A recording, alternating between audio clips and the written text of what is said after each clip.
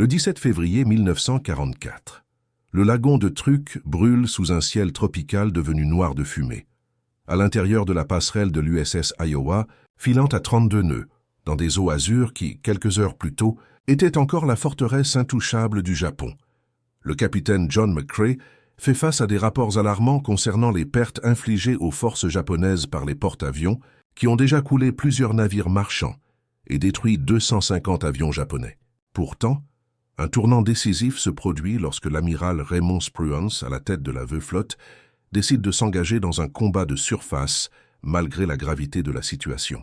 Face à lui, des navires de guerre japonais, dont le croiseur léger Katori et les destroyers Maikaze et Nowaki, tentent désespérément de fuir, après avoir essuyé d'importantes pertes dues aux attaques aériennes. Spruance ordonne à l'Iowa et à son sister ship New Jersey de poursuivre ces navires japonais en retraite. Cet affrontement maritime, qui se déroulera sur une période de 2 heures, marquera l'un des engagements les plus longs entre cuirassés et navires de surface dans l'histoire navale, établissant un nouveau record. Au-delà des résultats quantitatifs, cette bataille met en lumière une réalité que le haut commandement japonais n'avait pas complètement appréhendée. La supériorité des cuirassés américains ne résidait pas seulement dans la puissance de feu, avec des canons plus gros et des blindages plus résistants, mais aussi dans leur habilité à toucher des cibles à des distances jugées auparavant inaccessibles. Pour comprendre l'impact choquant de l'engagement à Truk sur la pensée navale japonaise, il est essentiel d'examiner la conception que les deux marines avaient du combat de cuirassés. Historiquement, la marine impériale japonaise avait basé sa doctrine stratégique sur le concept de Kantai Keisen depuis la bataille de Tsushima en 1905. Cette doctrine préconisait une bataille décisive, où une flotte japonaise, composée de cuirassés entretenus par des équipages hautement qualifiés et motivés par un fort esprit combatif, se rapprochait des forces américaines à portée moyenne. L'objectif était d'anéantir la ligne de bataille américaine grâce à une combinaison de courage, d'habileté tactique et de puissance de feu. Ce rapport à la portée était aussi une question philosophique, intégrant la stratégie navale au-delà des simples spécifications techniques. Les théoriciens navals japonais estimaient que les batailles maritimes se joueraient à des distances de 10 à 15 miles, une portée considérée comme idéale pour l'utilisation efficace des télémètres optiques et pour l'importance de l'expérience humaine, de l'entraînement des équipages et de l'esprit combatif. Ce point de vue soulevait des doutes quant à la plausibilité d'une précision de tir sur de plus longues distances, rentrant dans une zone où les navires ennemis étaient invisibles à l'œil nu et où il semblait difficile de placer des obus avec exactitude. Cependant, il convient de noter que le renseignement naval japonais était très sophistiqué et bien informé. Ils avaient une compréhension générale des capacités théoriques des cuirassés américains, connaissaient les spécifications des navires, la portée des canons, le poids des obus et l'épaisseur du blindage. Ce qui leur manquait, c'était la pleine appréciation du potentiel des systèmes de contrôle de tir, en particulier le radar de contrôle de tir américain de Mark 8 monté sur les cuirassés de classe Iowa. Cette innovation représentait une avancée significative dans l'art de l'artillerie navale. Contrairement aux navires de guerre japonais, qui s'appuyaient encore principalement sur des télémètres optiques, les cuirassés américains étaient capables de calculer des solutions de tir précises, même lorsque la visibilité était très faible ou que la cible était totalement invisible. Cette différence technologique a eu un impact décisif sur l'issue des hostilités entre les forces navales japonaises et américaines. Le fonctionnement de l'artillerie navale décrite repose sur une combinaison complexe de technologies et de mathématiques. Le radar détecte la cible, fournissant des données de distance et de relèvement qui sont directement intégrées dans un ordinateur analogique appelé Range Keeper. Cet appareil calcule non seulement la position de la cible, mais prend également en compte divers facteurs, tels que la vitesse et le cap du navire tireur, ainsi que des éléments environnementaux comme la direction et la vitesse du vent, la température, la densité de l'air et même la rotation de la Terre. Le Rangekeeper anticipe la position future de la cible au moment où un obus, lancé en suivant une trajectoire parabolique, atteindra son pic à plus de 7 miles d'altitude. Cette précision n'est pas le fruit du hasard, mais le résultat d'une rigoureuse application de mathématiques appliquée à l'artillerie. Les Japonais, malgré leur avance technologique en construisant des cuirassés tels que le Yamato et le Musashi, équipés de canons de 18 pouces, n'ont pas pleinement compris l'importance des contrôles de tir. Bien que leurs canons surpassent en théorie ceux de leurs adversaires, la réalité de la portée effective est bien plus contraignante. En effet, sans un système de contrôle de tir équivalent au Range Keeper, ces canons puissants ne pouvaient être utilisés que sur des distances limitées, où la visée optique restait opérationnelle. En revanche, les cuirassés américains munis de canons de 16 pouces plus petits, mais dotés d'un meilleur système de contrôle de tir, ont pu engager efficacement des cibles à des distances considérables, où les Japonais n'avaient pas vraiment été préparés à opérer.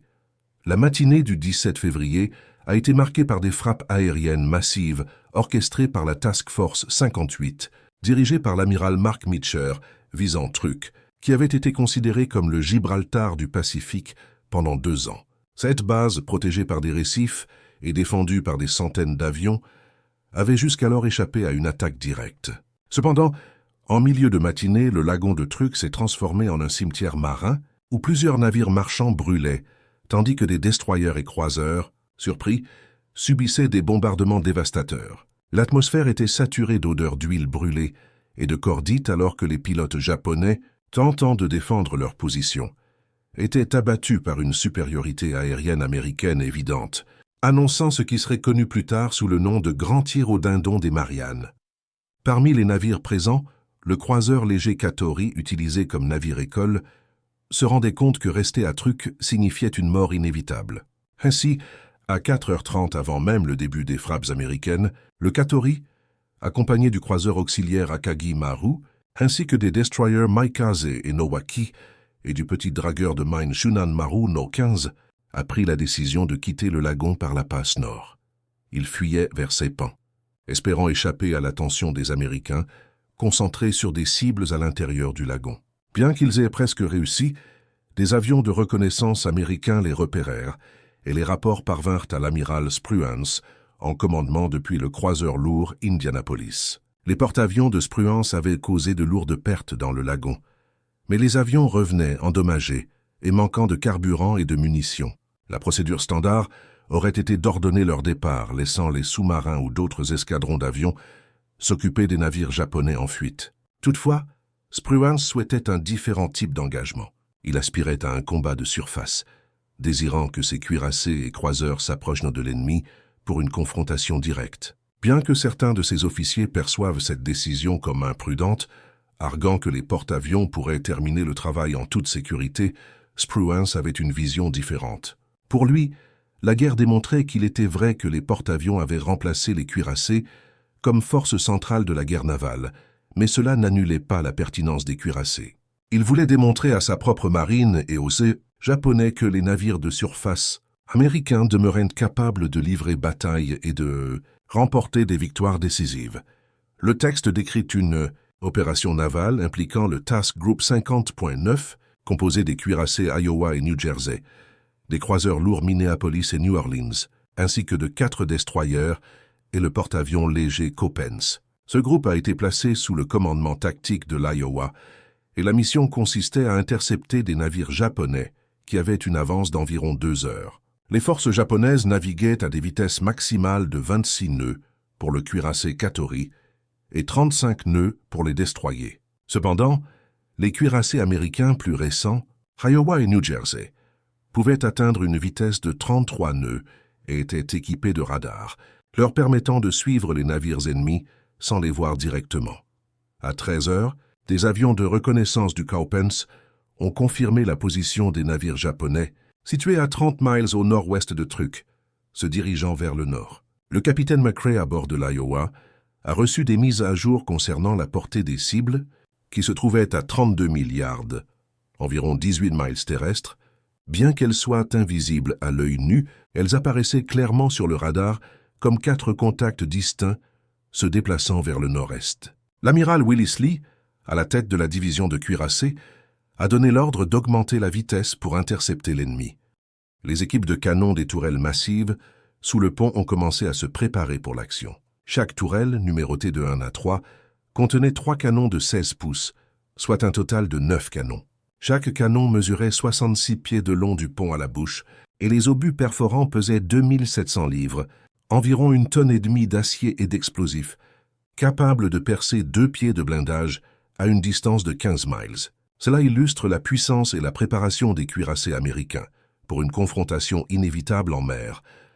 Les obus perforants, Mark 8, étaient des pièces d'ingénierie sophistiquées, conçues pour percer le blindage des navires grâce à un capuchon en acier durci qui garantissait une pénétration efficace. Leur conception visait à pénétrer profondément dans des cibles critiques avant d'exploser, causant des destructions internes massives plutôt que d'éclater au contact, contrairement aux bombes. Lors d'un engagement spécifique, les obus Mark 13 à haute capacité se révélèrent plus adaptés. Pesant 1900 livres, ces projectiles avaient une charge explosive beaucoup plus importante, capable de générer une fragmentation dévastatrice contre des navires légèrement blindés comme les destroyers ou le Katori. Dans la salle de pointage, le rangekeeper s'appuyait sur des données provenant de divers instruments, tels que le radar et le compas gyroscopique, pour estimer la position et la vitesse des cibles. Le système de calcul prenait en charge l'élévation des canons et l'angle de tir nécessaire, tenant compte même de l'usure des tubes de canon qui pouvaient altérer la vitesse des obus après plusieurs tirs. À une distance de 14 500 yards, correspondant à 7,4 miles, le navire Iowa ouvrit le feu avec la tourelle 2. 3 canons, chacun tirant un obus d'un poids proche d'une tonne à une vitesse initiale de 2600 pieds par seconde, produisirent un recul monumental, tremblant le navire dans son ensemble. L'onde de surpression provoquée par le tir était suffisamment forte pour blesser les membres de l'équipage non protégés, se trouvant sur le pont, tandis que les déflecteurs de souffle, des plaques blindées massives conçues pour protéger des ponts, brillaient brièvement sous l'effet de la chaleur générée par le tir. La narration décrit une escarmouche intense entre le croiseur léger Katori et les cuirassés américains Iowa et New Jersey. Après une première salve d'obus frappant près de Katori, ce dernier, déjà affaibli par des attaques aériennes antérieures, tente désespérément de manœuvrer pour échapper à un bombardement précis, comprenant que ses chances de survie diminuent. L'équipage de Katori riposte avec ses canons de 5 pouces, conçus principalement pour la défense anti-aérienne et contre des destroyers, et lance même une salve de torpilles dans un acte désespéré. Cependant, la portée est trop grande pour que les torpilles atteignent leur cible, manquant de plusieurs centaines de yards le New Jersey. Le cuirassé Iowa, armé de canons lourds, tire avec régularité, ajustant chaque salve en fonction des impacts précédents, tandis que le système de contrôle de tir anticipe les mouvements du Katori, qui n'a pas d'échappatoire. À chaque tir, la puissance destructrice des obus de 1900 livres se fait sentir, frappant la superstructure et le centre du Katori, provoquant des explosions dévastatrices. Les dégâts sont si importants que les salles des machines sont éventrées et des incendies commencent à s'allumer. Le destroyer Maikaz, un vaisseau consort de Katori, tente de fournir un écran de fumée pour masquer la position du croiseur en détresse et dévie l'attention des cuirassés en lançant ses propres torpilles. Cependant, les navires de guerre américains, alertés par leur vigie, adaptent leur angle de navigation pour éviter les torpilles qui passent juste devant eux. L'effort héroïque du Maikaze pour sauver Katori ne semble pas avoir d'impact, et la situation du croiseur demeure désespérée. Les croiseurs lourds américains, Minneapolis et New Orleans, ont réduit la distance pour intensifier leur attaque pendant un engagement naval. Leurs canons de 8 pouces ont ajouté une puissance considérable au barrage, tandis que les avions embarqués du Coppens assuraient la reconnaissance en avertissant des menaces sous-marines et confirmant les impacts des tirs. À 13h43, le croiseur japonais Katori, bien que subissant des dommages importants, a chaviré après 11 minutes sous le feu ennemi, entraînant la mort de son capitaine Saji et de l'ensemble de son équipage d'environ 300 hommes qui sont restés à bord alors que le navire coulait. Des groupes de survivants ont été aperçus dans l'eau, mais le destroyer Burns a rencontré une résistance inattendue. Certains marins japonais, conditionnés à se battre jusqu'à la mort, refusant toute tentative de sauvetage, tandis que d'autres cherchaient à attaquer les Américains. Dans le même combat, le destroyer Maikaze est devenu la cible suivante des croiseurs américains. Malgré un rapport de force défavorable de 20 contre 1, Maikaz a tenté une nouvelle attaque en lançant des torpilles. Cependant, Minneapolis et New Orleans ont concentré leur feu sur le destroyer, le soumettant à un bombardement si intense qu'il aurait suffi à faire couler plusieurs navires de sa taille. L'équipage de Maikaze a continué à se battre, jusqu'à ce que leur armement explose et que le navire se brise en deux, entraînant également la perte de tous les hommes à son bord.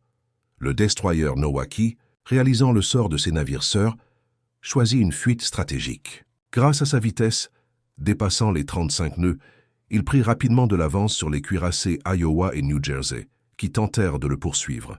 Au fur et à mesure que la distance se creusait, atteignant jusqu'à 36 milliards, soit 20 miles terrestres, il fut rapidement évident que les cuirassés tiraient pour tester leur capacité plutôt que pour atteindre une cible. Les deux navires ouvrirent le feu, envoyant des obus s'élevant dans le ciel avant de retomber avec une trajectoire quasi arquebuse, rappelant l'artillerie tirant par-dessus des montagnes. Les salves de projectiles tombèrent autour du Nowaki, provoquant des éclats et des dégâts mineurs, sans toutefois nuire gravement au destroyer qui continuait à s'échapper. À 35 700 yards, lors de la dernière salve du New Jersey, les obus frôlèrent le Nowaki sans le toucher, avant qu'il ne disparaisse dans l'horizon, accentuant la distance entre lui et ses poursuivants. Le texte décrit un engagement naval majeur durant lequel des canons de classe Iowa ont démontré une portée de tir impressionnante, atteignant jusqu'à 23 miles, avec un tir de combat confirmé à 20,3 miles. Cet événement est considéré comme le plus long engagement d'artillerie entre navires de surface, un record encore inégalé, car aucun cuirassé n'est plus construit. Lors de cette bataille, le croiseur auxiliaire Akagimaru a été détruit par des bombardements aériens avant même d'atteindre l'engagement de surface, tandis que le dragueur de mine Shunan Maru Nero 15 a tenté de fuir puis de résister, mais a été rapidement coulé par le destroyer Burns. En seulement 90 minutes, les forces navales américaines ont prouvé aux planificateurs japonais qu'un tir précis et dévastateur à des distances qui dépassaient leur doctrine traditionnelle était possible. Cela a mis en lumière les erreurs fondamentales dans la stratégie navale japonaise, rendant cet engagement un truc crucial, non seulement pour son impressionnante portée de tir, mais aussi pour ce qu'il a révélé sur les insuffisances des hypothèses japonaises en matière de guerre navale. La marine impériale japonaise n'avait pas été complaisante. Elle n'avait pas été ignorante. Elle avait étudié son ennemi potentiel de façon extensive. Les attachés navals japonais à Washington avant la guerre avaient déposé des rapports détaillés. Ils connaissaient les spécifications des cuirassés américains. Ils connaissaient le radar. Ils savaient en termes techniques ce que les systèmes pouvaient faire, ce qu'ils ne saisissaient pas, ce qu'ils ne pouvaient pas intérioriser avant qu'ils ne soient démontrés au combat, était l'ampleur de l'avantage que ces systèmes conféraient. Considérez les mathématiques. Dans un engagement d'artillerie traditionnel, utilisant des télémètres optiques, un cuirassé pouvait devoir tirer 20, 30, même 40 salves pour marquer des touches sur une cible en manœuvre à portée extrême. Les premières salves servaient à trouver la distance, puis des corrections pour le vent, pour la vitesse et le cap de la cible. Le processus était itératif, lent, et consommait d'énormes quantités de munitions. Et il ne fonctionnait que si vous pouviez voir clairement la cible. Le radar de contrôle de tir Mark 8, combiné à l'ordinateur analogique Rangekeeper, réduisit ce processus. La première salve pouvait manquer, mais la deuxième ou la troisième étranglerait et la quatrième toucherait. Iowa avait tiré 46 obus sur Katori. En un engagement de 15 minutes, c'était une dépense extraordinairement efficace. Les estimations d'avant-guerre suggéraient que marquer des coups décisifs sur une cible de taille, croiseur à portée maximale, pouvait nécessiter 200 obus ou plus. Les Japonais avaient construit leurs cuirassés différemment. La classe Yamato, la fierté de la flotte, montait des canons de 18 pouces, les plus gros fusils navals jamais mis en mer. Chaque obus pesait 3200 livres, plus lourd que tout ce que les Américains pouvaient tirer, et la portée maximale théorique était légèrement supérieure même à celle de la classe Iowa. Sur le papier, les navires de classe Yamato surpassaient tout ce qui flottait, mais la portée sans précision n'est que des munitions gaspillées. Et les systèmes de contrôle de tir sur Yamato et Musashi, bien que sophistiqués selon les normes des télémètres optiques, étaient d'une génération en retard par rapport aux systèmes dirigés par radar américain. Les Japonais avaient du radar, mais ils n'étaient pas intégrés au contrôle de tir comme les systèmes américains. Les données radar devaient être entrées manuellement dans les calculs de contrôle de tir. Cela prenait du temps. De précieuses secondes qui, à portée maximale, pouvaient faire la différence entre un coup et un manqué. Plus critique encore, la doctrine navale japonaise n'avait jamais mis l'accent sur l'artillerie à longue portée. La bataille décisive, le Kantai Keisen pour lequel il s'était entraîné, était censé se produire à des portées plus proches, 10 miles, 12 miles, des distances où les télémètres optiques fonctionnaient bien, et où l'entraînement des équipages et l'esprit combatif pouvaient faire pencher la balance engagée. 15 miles n'était pas seulement difficile, c'était considéré comme du gaspillage. Mieux valait, croyait-il, réduire la portée et combattre là où la supériorité japonaise en combat de nuit et en tactique de torpille pouvait être mise à profit. Truk brisa cette illusion, mais en février 1944, les illusions étaient tout ce qui restait au Japon. La situation stratégique dans le Pacifique avait déjà tourné de façon décisive contre eux. Guadalcanal avait été évacué 1 an plus tôt. L'offensive du Pacifique central était en cours. Les îles Marshall venaient de tomber. Truk lui-même, autrefois considéré comme imprenable, avait été contourné et neutralisé en une seule frappe dévastatrice.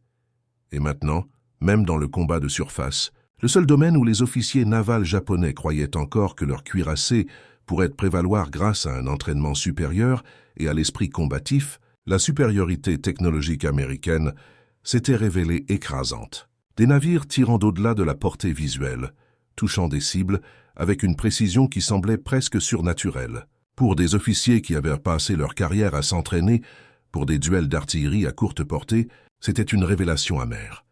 Si vous trouvez cette histoire captivante, veuillez prendre un moment pour vous abonner et activer les notifications. Cela nous aide à continuer à produire du contenu approfondi comme celui-ci. Après l'engagement, le Task Group 50.9 retourna à la flotte. Le bilan fut dressé. Pertes américaines, 0. Pas une seule touche subie.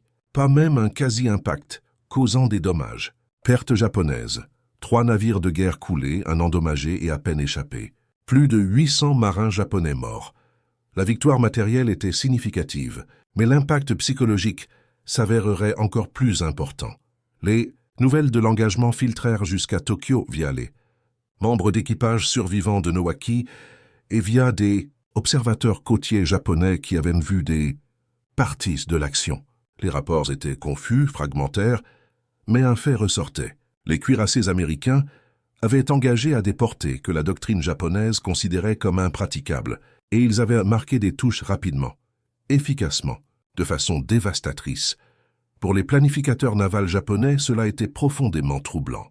Ils avaient su théoriquement que la technologie américaine était avancée. Ils avaient su que leur capacité industrielle éclipsait celle du Japon. Mais l'hypothèse avait toujours été que, en combat réel, les facteurs s'équilibreraient. Les équipages japonais étaient plus expérimentés. L'esprit combatif japonais était supérieur. Les tactiques japonaises, développées au fil d'années d'entraînement rigoureux, compenseraient tous désavantages matériels. Truk démontra que c'était de la pensée magique. Un esprit combatif supérieur ne pouvait pas compenser le fait d'être touché par des obus tirés d'au-delà de la portée visuelle. Un excellent entraînement d'équipage n'avait pas d'importance. Si l'ennemi pouvait calculer des solutions de tir plus rapidement et plus précisément qu'aucun équipage humain ne pouvait le faire, avec des viseurs optiques seuls, et des tactiques supérieures n'avaient aucun sens si l'ennemi pouvait engager à des portées où ces tactiques ne pouvaient même pas être employées. L'engagement mit également en lumière un autre problème encore plus fondamental. En février 1944, le Japon avait déjà perdu la guerre navale, non pas au sens d'une seule bataille décisive, mais par attrition, par la destruction régulière et inexorable de leur flotte marchande par les sous-marins américains, par la perte de porte-avions à Midway, dans les îles Salomon et en mer des Philippines, par la perte de pilotes entraînés, qui ne pouvaient pas être remplacés à un rythme approchant celui auquel les Américains produisaient de nouveaux aviateurs. La bataille de Truk, si on peut même l'appeler une bataille, fut une note de bas de page. 3 navires japonais coulés, stratégiquement insignifiants, mais symboliquement dévastateurs, car il prouva que même dans le combat de surface, même dans l'arène, où les cuirassés étaient censés régner en maître, la technologie américaine avait rendu les avantages numériques et qualitatifs japonais sans signification. Parlons de ces cuirassés de classe Iowa, car comprendre ce qu'ils étaient est, plus important, ce qu'ils représentaient est crucial pour comprendre pourquoi Truk importait. L'USS Iowa BB-61 fut mis en service en février 1943. C'était le navire de tête de sa classe. 6 navires étaient prévus. 4 furent achevés. Iowa, New Jersey, Missouri et Wisconsin. 2 furent annulés avant la fin de la construction. C'étaient les derniers cuirassés que la marine des États-Unis construirait jamais. Ils étaient rapides, 33 nœuds, plus rapides que la plupart des croiseurs. Cette vitesse avait un coût. Pour l'atteindre, la coque devait être longue et relativement étroite. 887 pieds de long, mais seulement 108 pieds au mètre beau. Cela leur donnait un profil élancé, mais signifiait aussi qu'ils étaient moins lourdement blindés que la classe South Dakota précédente. Le blindage était soigneusement conçu, concentré sur les zones vitales. La ceinture principale faisait 12 pouces, écart d'épaisseur. Les faces des tourelles faisaient 17 pouces, assez pour protéger contre des obus de 16 pouces à la plupart des portées de combat, mais pas invulnérables. La batterie principale était de 9 canons de 16 pouces calibre 50 Mark VII. La désignation calibre 50 signifie que le tube faisait 50 fois le diamètre de lame. 56 pouces, égale 800 pouces, ou 66,7 pieds. Près de 70 pieds de tube d'acier rayé. Chaque canon pesait 267 900 livres, avec le mécanisme de culasse, plus de 120 tonnes. Il tirait 2 types d'obus, le perforant Mark VIII à 2700 livres et le haute capacité Mark XIII à 1900 livres. Une bordée complète, les 9 canons tirant simultanément, projetaient près de 12 tonnes d'acier et d'explosifs.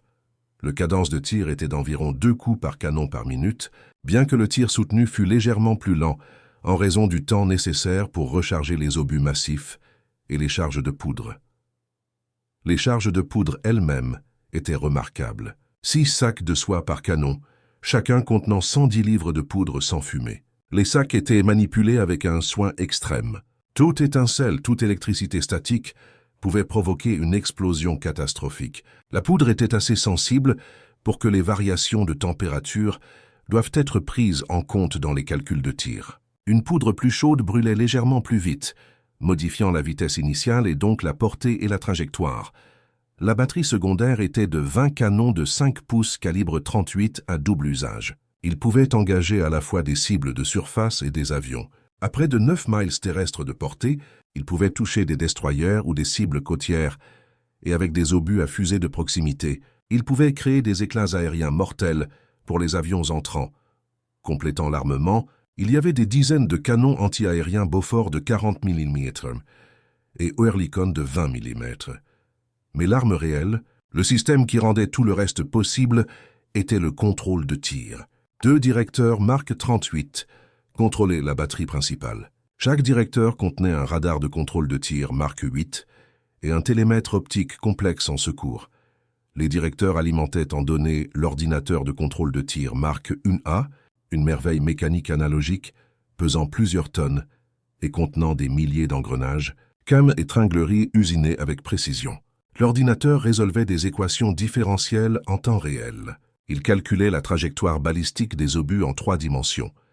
Il tenait compte de la courbure de la Terre, de l'effet Coriolis causé par la rotation de la planète, des variations de densité de l'air à différentes altitudes, de la dérive du navire causée par le vent et le courant, et de façon critique, il prédisait où la cible serait au moment où les obus arriveraient. C'était révolutionnaire.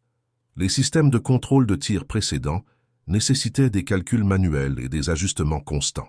Le Mark Mena le faisait automatiquement, en continu, mettant à jour la solution de tir plusieurs fois par seconde. Le résultat était que l'Iowa pouvait tirer avec précision sur des cibles qu'elle ne pouvait même pas voir avec des télémètres optiques, dans le brouillard, la nuit, au-delà de l'horizon. Tant que le radar pouvait détecter la cible, les canons pouvaient l'engager. L'engagement à Truk démontra cette capacité au combat pour la première fois. Et il terrifia les Japonais car ils réalisèrent que leurs cuirassés les plus puissants, Yamato et Musashi, malgré leur blindage plus lourd et leurs canons plus gros, ne pouvaient pas égaler cela. Les plus gros canons du monde étaient inutiles s'ils ne pouvaient pas toucher ce qu'ils visaient. Et le blindage le plus épais n'avait aucun sens si l'ennemi pouvait tirer avec précision à des portées où le tir de riposte était inefficace. Mais voici l'ironie la plus profonde. Celle qui fait de cette histoire non seulement un récit de supériorité technologique, mais une parabole sur la nature même de la guerre. Au moment où l'Iowa démontra la suprématie de l'artillerie dirigée par radar, les cuirassés étaient déjà obsolètes. L'engagement à Truk fut la seule fois où l'Iowa ou le New Jersey tirèrent leurs canons principaux sur des navires de surface ennemis, en colère pendant la Seconde Guerre mondiale. La seule fois, les porte-avions avaient déjà prouvé qu'ils étaient de l'arme décisive. À la mer de Corail, à Midway, en mer des Philippines, au golfe de Leyte, la plus grande bataille navale de l'histoire, les cuirassés tirèrent leurs canons, mais la bataille fut décidée par les avions. En 1944, le rôle du cuirassé avait été réduit au bombardement côtier, à l'escorte antiaérienne pour les porte-avions, et occasionnellement, comme à Truk, à traquer des navires ennemis endommagés ou inférieurs. Les navires de classe Iowa étaient en un sens l'expression ultime d'un système d'armes mourant, plus rapide, plus précis, plus sophistiqué que tous les cuirassés qui les avaient précédés, mais toujours des cuirassés, toujours liés à un mode de guerre que les avions avaient rendu obsolète. Ils étaient de magnifiques anachronismes construits pour combattre une guerre qui n'existait plus. C'est ce que les amiraux japonais n'avaient jamais pleinement compris. Ce n'était pas seulement que les canons de l'Iowa pouvaient toucher à 23 miles. C'était que toucher à 23 miles n'avait plus d'importance. Pas quand les avions embarqués pouvaient frapper à 200 miles. Pas quand un seul porte-avions pouvait projeter plus de puissance destructrice qu'un escadron entier de cuirassés. La question n'était pas de savoir si les cuirassés japonais pouvaient égaler les cuirassés américains dans un duel d'artillerie. La question était de savoir si les cuirassés comptaient encore. Et la réponse à la mi-1944 était de plus en plus non-Yamato et Musashi seraient tous deux coulés par des avions. Yamato en avril 1945, lors d'une mission suicide à sens unique vers Okinawa. Musashi au golfe de Leyte en octobre 1944. Aucun des deux navires n'engagea jamais un cuirassé ennemi. Leurs canons massifs de 18 pouces, l'artillerie navale la plus puissante jamais montée sur un navire de guerre, tirèrent sur des avions, sur des destroyers, mais jamais sur les cuirassés américains, qu'ils étaient conçus pour détruire. Les navires de classe Iowa eurent des carrières plus longues. Ils furent réactivés pour la Corée, où ils fournirent du bombardement côtier. Le New Jersey vit du service au Vietnam. Les 4 furent remis en service dans les années 1980, modernisés avec des missiles de croisière et des missiles anti-navires. Ils tirèrent leurs canons en combat pour la dernière fois pendant l'opération Desert Storm en 1991, lorsque le Missouri et le Wisconsin bombardèrent des positions irakiennes au Koweït. Mais même alors, ils étaient des reliques impressionnantes, des musées flottants d'une ère révolue. Les missiles de croisière qu'ils portaient avaient une portée et une précision plus grandes que leurs canons de 16 pouces. Les avions volant depuis des porte-avions à des centaines de miles livraient plus d'ordonnances plus précisément. Les cuirassés furent maintenus en service en partie pour le bombardement côtier, en partie pour la valeur d'intimidation et en partie parce que personne ne savait vraiment quoi d'autre en faire. Maintenant, les 4 sont des navires musées. Iowa à Los Angeles, New Jersey à Camden, Missouri à Pearl Harbor, amarrés de façon appropriée près de l'endroit où la guerre commença.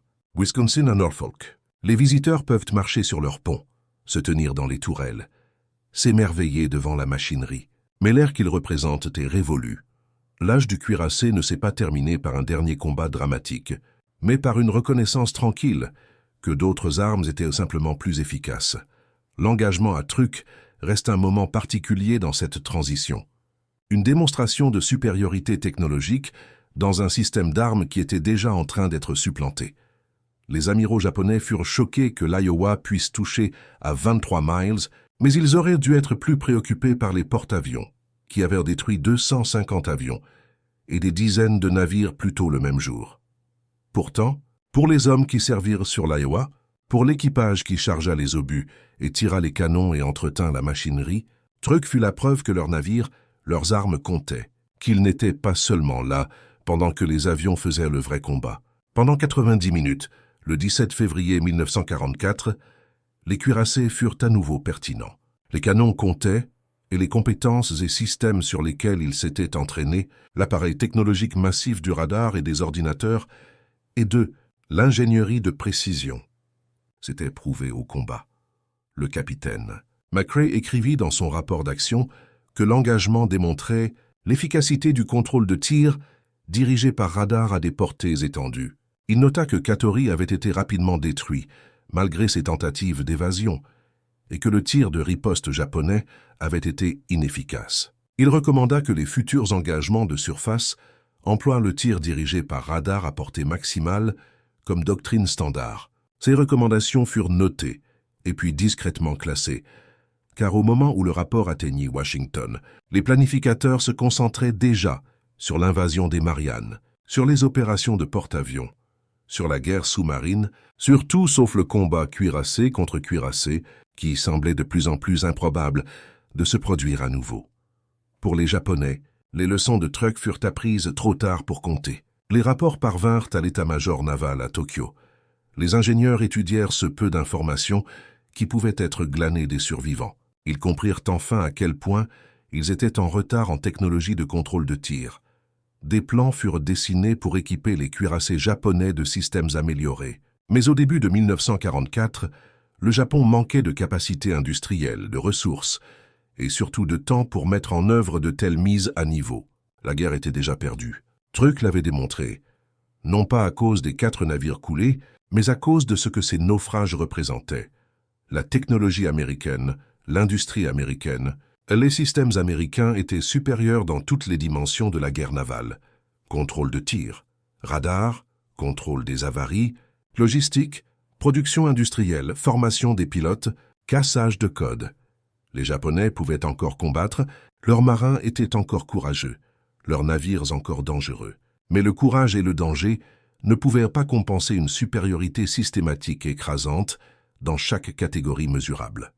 Un officier naval japonais interrogé après la guerre décrivit le sentiment quand les nouvelles de Truk atteignirent le quartier général de la flotte. « Nous savions alors, dit-il, que nous combattions une guerre que nous avions déjà perdue. Pas seulement la bataille, mais la guerre. Ils pouvaient faire des choses que nous ne pouvions pas faire, construire des choses que nous ne pouvions pas construire, et ils pouvaient le faire plus vite et mieux. Nous avions espéré que l'esprit combatif compenserait. Après Truk, nous savions que ce ne serait pas le cas. Cette prise de conscience se répandit à travers la flotte combinée, pas d'un coup, pas uniformément.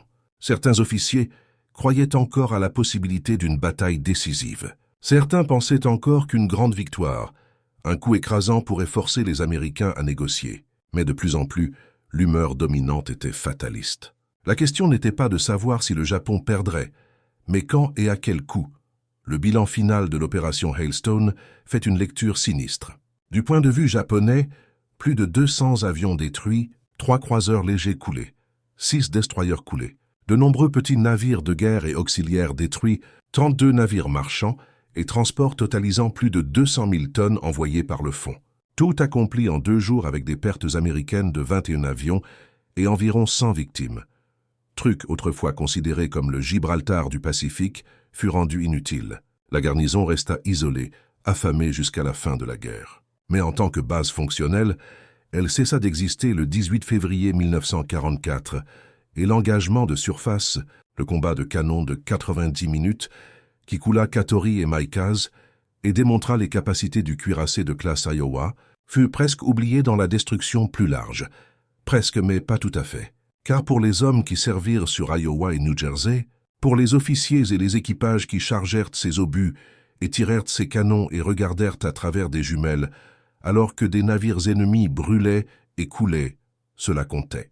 Cela prouva que leurs navires, leurs armes, leur entraînement avèrent de la valeur, que même dans une guerre dominée par les porte-avions et les sous-marins, il y avait encore une place pour les gros canons.